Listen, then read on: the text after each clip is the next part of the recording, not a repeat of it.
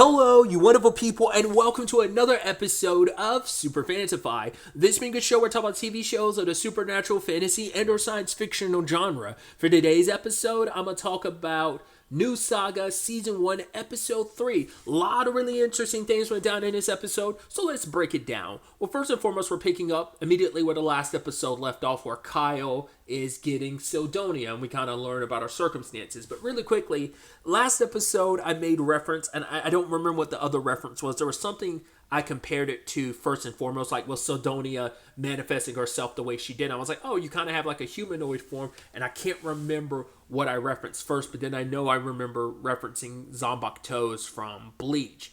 But watching the intro, for whatever reason, it sparked something in my head, and maybe it's also in conjunction with my thought of like looking at this so much like a JRPG, that it made me think about, oh, it reminds me of Tales of Destiny, which if you're unfamiliar with it, it should be, but maybe I'm mistaken. I believe it's the first game in the Tales of franchise, but it might not be. I might be super wrong. It was my introduction to the Tales of franchise. But in that series, in that one in particular, there are characters with special swords. These swords are like have personalities, but they also allow you to use magic. They don't manifest themselves the way Sidonia does, like in a physical form, but they do talk. And I don't remember what, it's been so long, and I've never gotten through the entire story of Tales of Destiny, so I don't remember like what the answer was for why those swords were the way they were. I also don't remember if they're in Tales of Destiny 2, because I never played Tales of Destiny 2. And I mean like proper Tales of Destiny 2, not just Tales of Destiny, Tales of Eternia that was rebranded as Tales of Destiny 2 here in the US and in other regions. But either way, I'm going on a whole massive tangent. I do apologize, but it was just like that like at a brain blast moment. I was like, oh my god, I don't know why I didn't immediately think of Tales of Destiny with like essentially talking weapons. But like I said, putting that aside, we find out that Sidonia was it's not like she's just a manifestation of the sword. She was a real person. She was like a magical queen. Was it Zarlis? Is like her kingdom. And actually what she looks like now is actually what she looked like until she died, because apparently she froze her growth into look the way she does, because this is where her magic was at its peak. And so she's like, yeah, until the day I died, I looked like this. So basically, I guess the queen imparted a part of her kind of soul and spirit into this sword, and ergo why it is the way it is. But it's a very specially crafted sword. And I love that by like, hey, I kind of skipped all your trials by taking a shortcut. And she's like, what? How did you? Because the whole point was like, you have to go through the trials to prove yourself worthy, but you kind of cheated your way here. And it's like, right, the final test is she has to decide whether you're worthy or not. So he grabs his sword and they do their thing, but she's also reading his mind, so she knows he's from the future and like what he's experienced. But it's like, yeah, let's keep that between us. So when the trio comes, yo, Kyle, what you're up to? He's like, oh my god, it's a talking intelligent sword. This is so crazy. Wait, your name is Sidonia Zarles? And everyone's kind of captivated by her. But she's like, yeah, I find Kyle interesting, so I'll allow you to kind of use me for now. And then Therion's like, hey, what about me? And she's like, yeah, there's like a psychological incompatibility. And it's just like, yeah, that kind of seems to be kind of a recurring theme for him. But they also have like a backpack, which seems to be like, I don't know what you'd call, oh god, there's examples of it, but like, you know, a bottomless backpack type of situation where it's like, you can reach in there. I was like, where have I seen a more recent version of that? I was like, oh, Ramona, right? From Scott Pilgrim has one. But yeah, it's like a infinite space that basically, like, I guess you could use it to grab. You don't have to transport the gold that they got. It's like, oh, this is like our bank that we can just like dive into at any point in time and utilize. So I thought that was interesting. Then you have them heading to the capital, where they end up buying new equipment, spending a crap ton of money, getting new equipment, new weapons. Lise ends up getting gauntlets. Urza like gets like a magical stone. We never got to see what sword Theron got, because I guess it's not like significant, but like he got the new outfit and stuff, and Kyle got the new outfit plus a couple magic stones. He's like, oh, dealing with reptiles, which I don't know if that technically is in relation to the Hydra he's referencing later on in the episode. I mean, it's so interesting because I've seen some stuff depict Hydras as very snake-like, and then other things depict them as very dragon-like. And I know there is like that parallel or something like that, but it's just interesting to me. So I guess it is like I would assume the reptile conversation he was talking about. Oh, like are these magic stones? Like, you have anything that is good against reptiles, and specifically it's like blizzard gems or stones that are good against them. And I guess it might have been in relation to the Hydra thing. But obviously the crew kind of splits up to do their own like checking things out, but it gives Sidonia and Kyle time to talk because Kyle has a whole bunch of questions about like, can the future be changed? Which she's like, yeah, the future isn't set in stone. And she kind of breaks this down, which I would have never expected them to kind of go through the trouble of explaining the time travel in this world. But once again, I am always a fan of it because I like time travel in fiction and stuff like that. And I'm always interested to find out the set of rules, because the set of rules changes from fiction to fiction, depending on how realistic you want to get to what time travel is or how fictitious you want your time travel to be. But in this particular case, she's saying like the reason why she's leaning into like hey, like the future isn't set in stone is also because like it's almost in-game rules where it's like whatever the timeline currently is, when you go back and change things, you're creating an alternate timeline. You're not, so even when you were like whatever changes you make in timeline B, when you rewind, like go back in time and make changes, it creates timeline B, but timeline A will always stay the same no matter what you've done in the past. So if Kyle were to return to the original time, he'd be returning to timeline A where the world would still be what it was. Because the way Sidonia put it, it's basically your soul went from timeline A to timeline B. It's practically a new world is kind of the easiest way. She's kind of like breaking that down. I was like, that's fascinating. I wasn't expecting them to kind of get into something like that, to be like, okay, so implying like this is one of those time travel stories where like the original timeline is there. It never disappears. It will always exist. But whatever changes you make, you're making it on a new timeline. And especially when she was saying like the whole your soul being here thing, I was like, did that mean like when he went back in time, basically he is inhabiting the body of a past version of himself, and that immediately, well, I guess the argument is like, no, you were always like on a branch timeline when your soul went back in time and you just happen to be in the body of Kyle B. You're Kyle A and now you're in the body of Kyle B. And they kind of go into that in a little, I'll go into that a little bit because I thought that was so fascinating. Because especially when Kyle was bringing up, but he's like, doesn't that mean there's technically two of these divine dragon hearts in this timeline? And he's like, but what about me? Why isn't there another me running around? And it's like, oh, because you basically took over your body in this sense. And she kind of breaks it down where essentially his souls fused together. That's why he's got the powerful magic. Because last episode I was like, oh, did some of the magic siphon off from the divine dragon heart? It's like, no, it's because Kyle A's soul fused with Kyle B's soul. Because she says like back in the day they were practicing that, but they were never able to successfully make it happen. There are drawbacks to it, but we're in such unprecedented territory, it's unclear on what the drawbacks might be for Kyle's circumstances. If there will be any, there's no way that's just going to be like perfectly fine. It's actually really interesting, and I'm sure like I'm curious whether there'll ever be like a moral philosophical conundrum about. I mean, one thing, like if your soul went back in time and you're inhabiting a different person's body, that's one thing, but you're inhabiting your own body, but you're also taking away from this Kyle, even though that is you. Like I said, there is like, if you really want to dive into it, I think you could have like a moral philosophical conundrum in that. I mean, hell, he even has that conversation a little bit earlier where it's like, it's not the same, but it kind of broaches what I brought up last episode about Ursa and Lassie, because he's saying like, oh, they're actually getting pretty close, which he kind of likes, but he's also conflicted with, because once again, these are both women that he loves, so it's kind of complicated with them kind of getting close, because it's like, do you completely, I mean, once again, the conversation hasn't really come up, but it's like, do you completely discount all your feelings for Ursa because Lassie is alive in this timeline and stuff like that? So that's complicated. It's a really complicated thing, and I mean, they touch on it a little bit, on the Lise and Urza's front, but I'm curious, will there be any conflict with him being like, I possess this Kyle's body, but once again, it's not like it's a stranger. It's your own body in the past, but it's also like that Kyle was still kind of his own person, so...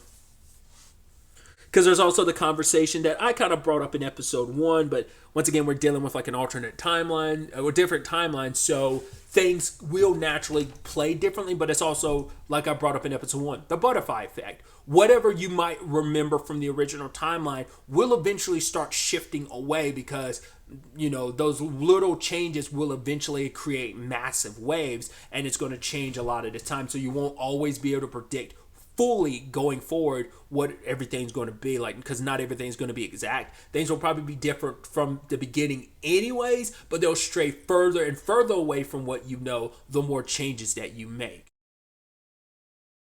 But then another element of the episode is Urza kind of having fun on his journey. It's like, right, been together with this squad for like half a month, and it's, yeah, man. She's like, I like Lise.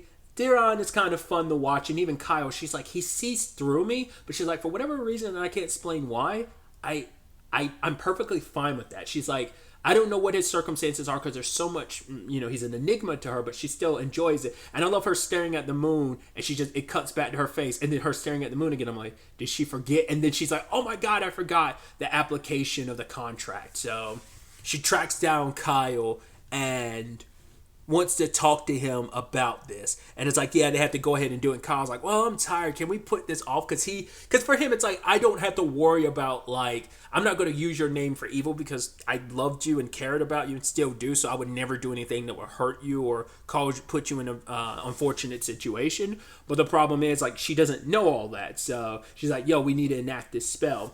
And this spell is usually associated with people getting married and stuff like that. It's part of the ceremony. And so for her, it's like from a young age, like the thought of like this type of contract and everything like made her heart flutter. But now it's like, cool, I'm doing it with a guy I barely know, and it kind of like takes a little of the wind out of the sails and the romance of it all. So Kyle does it with her, but we also learned Kyle went through this with Urza before. That's why he even suggested this in the first place. It's like, yeah, funny we're getting to this a couple years early and under different circumstances, but the spell and contract is done, and then he ends it with kind of like a marriage situation of he kisses her, and she's like, what the hell are you doing? He's like, what? I thought we had to kiss to seal it. She's like, no, you making your declaration, like you speaking it is enough. Like it was already, like the kiss is like a bonus thing only during weddings. And he's like, oh, sorry about that. And she proceeds to attack him with like a fire spirit to make him pay for it. So they're kind of keeping hush hush about that whole incident.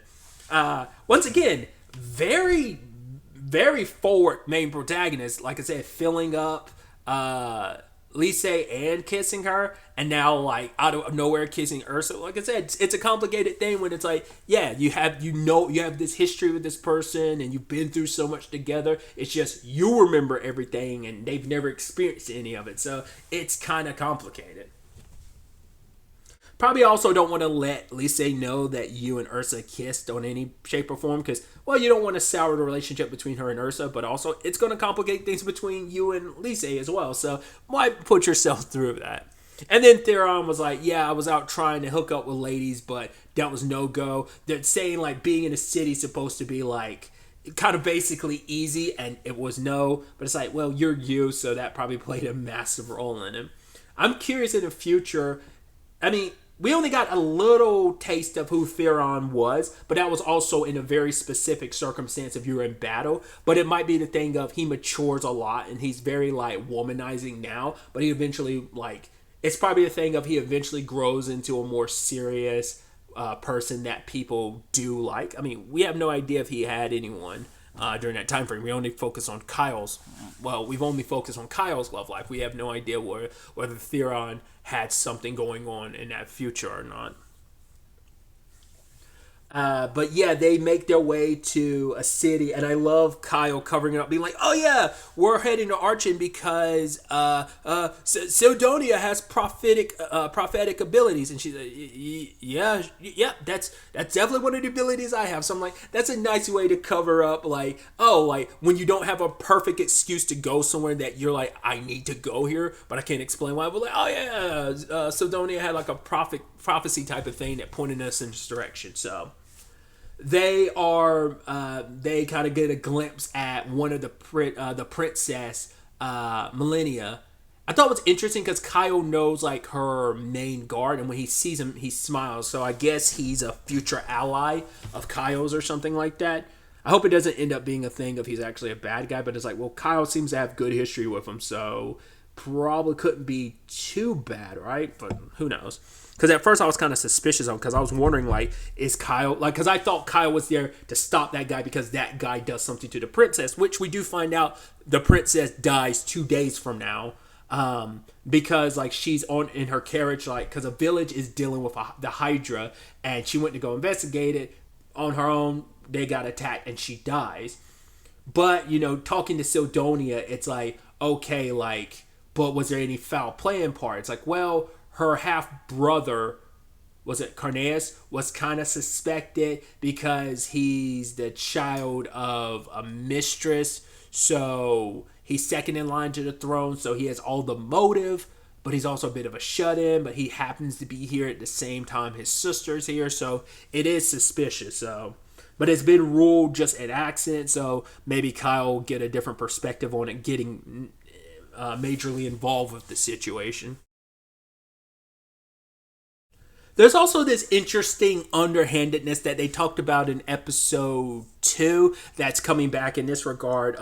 Kyle's plan is to prove his heroism and kind of give a name for himself, kind of a jump start to his hero career is, I'm going to save the princess. And there's something sinister about it where it's like, hey, you are doing something good, but you're kind of going about it in a slimy way, but it's for the greater good because you need to build your reputation up and everything so that people take you seriously as a hero, and they'll put you in a better position to kind of help when the great evasion eventually does happen. So it's like, it's once again that I don't know if ambiguity, somewhat ambiguity to this, like whether it's like it's good, but there's, like I said, that undertone of nastiness. But I talked about it last episode because Kyle brought up, I don't care for how underhanded I have to be with it, even if it seems manipulative because of my future knowledge. It might be a little nasty, but it's like, I don't care. I'm going to like try and save the people and the world the best I can, no matter how slimy and underhanded I have to be about it. So it's such an interesting perspective for the protagonist to be in that regard, you know, burdened with